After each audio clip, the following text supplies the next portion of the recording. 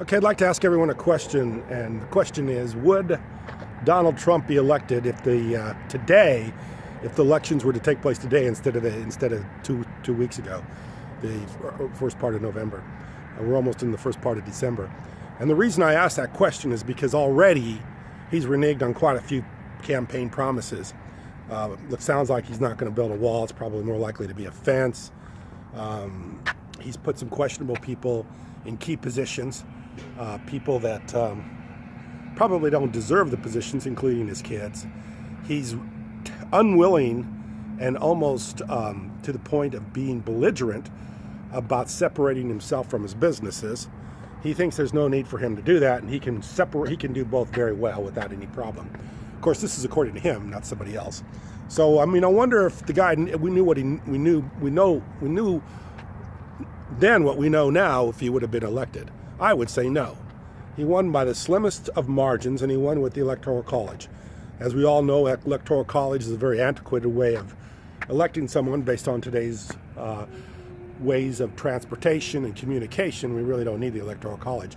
And he won by the slimmest of margins. So I would say if the election were held today, Donald Trump would not be elected. And for all the reasons that we suspected prior to him being elected, which was what he said, and I've read this, his very words were everything's negotiable. So whatever he said in the beginning, whatever he said during the campaign, whatever he promised the poor coal miner in West Virginia, whatever he promised to the Michigan auto worker out of work, whatever he promised to the people in Wisconsin and Pennsylvania and all the states that he won, that he probably shouldn't have won, all the empty, full of hot air promises that he made now are all negotiable.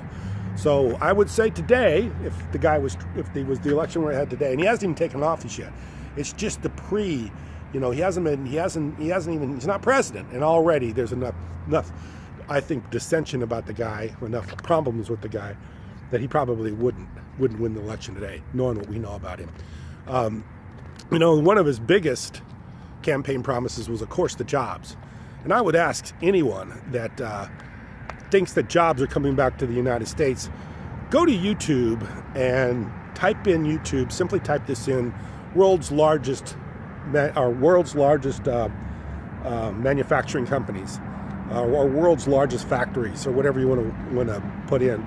You'll probably come up with some factories in China. And the one that I watched was a factory that made home appliances, like little hot plates and stuff like that. And if you look at the way these people that are making these home appliances that are being sold in Walmarts and Targets and all the other places, discount places across the country, if you see the way these people are living, I don't think you're going to want those jobs. And those are the jobs Donald Trump is promising to bring back. These are the kind of jobs where people live in dormitories. These are the kind of jobs where people eat, live, sleep, and even get married on the premise. Everything's done around the business. They're making $20 to $50, I think, a week, and they basically are living on the premise without much life outside of the business, without much life outside the factory. Those are the jobs Donald Trump promised you back. And everybody, he used so little detail in his promises, and so little analysis, and so little explaining of what he had promised, that people don't even know. They're open-ended promises. Oh, we're going to bring back the jobs. Well, what jobs are you going to bring back? The $20 or $20 a week jobs being done by the Chinese right now? Are those the jobs we're going to bring back?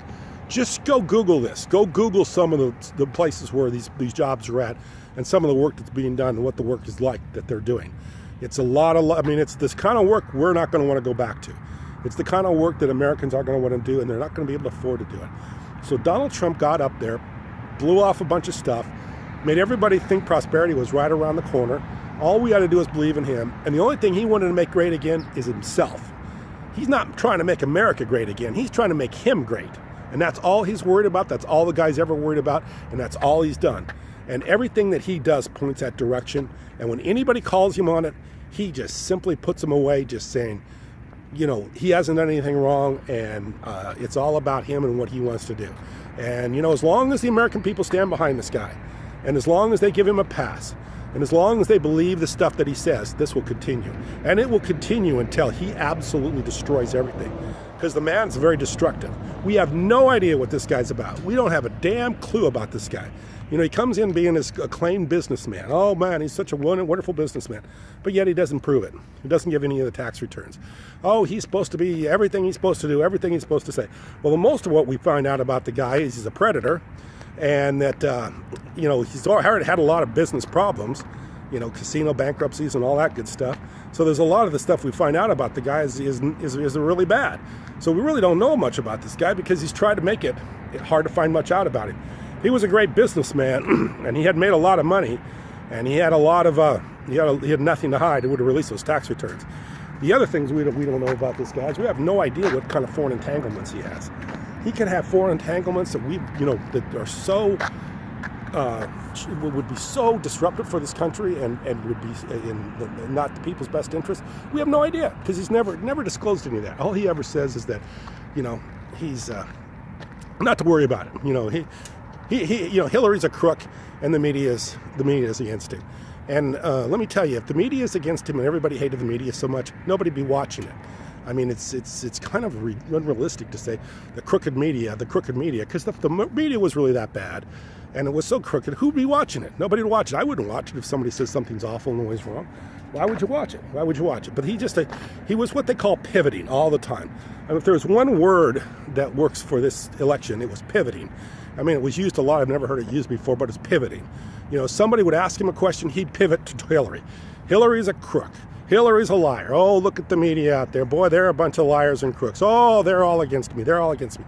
Never explain, never go into any of his, you know, what he knows or what he does or what he's about. He doesn't do any of that. He just pivots back to somebody else. So that's what you got. You got a pivoter. You got a pivoter that has done nothing to explain himself. You have a pivoter that all he's done since he's got into office is try to figure out ways to help himself out and his companies and his family. So that's pretty much what you got. So I think if the election were held today, he wouldn't have a prayer, he wouldn't have a snowball's chance in hell. So anyway, I appreciate you listening. Thank you.